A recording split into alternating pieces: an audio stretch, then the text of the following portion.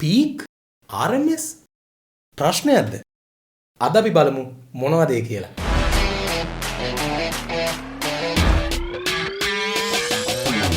Peak එකක් එහෙම නැත්නම් මුදුනක් කියන්නේ ඔයගොල්ලන් ළඟ තියෙන ඔඩියෝ ට්‍රැක් එකක එහෙම නැත්නම් ඔයගොල්ලන් ළඟට එන ධ්වනි තරංගයක තියෙන උසම ස්ථානයට. ඉතින් ඒක බොහොම සරල කන්සෙප්ට් එකක්. හැබැයි මේ RMS එකක් කියන්නේ මොකද්ද? RMS අගයක් කියන්නේ යම්කිසි කාල රාමුවක් ඇතුලේ අපිට තියෙන පීක්ස් වල සාමාන්‍ය අගයට. ඒ කියන්නේ අපි ගන්න කාල රාමුව සාමාන්‍යයෙන් මෙතනදී අපි කියන්නේ මිලිසෙකන්ඩ්ස් 300ක් එහෙම නැත්නම් තප්පරෙන් 3න් එකක්.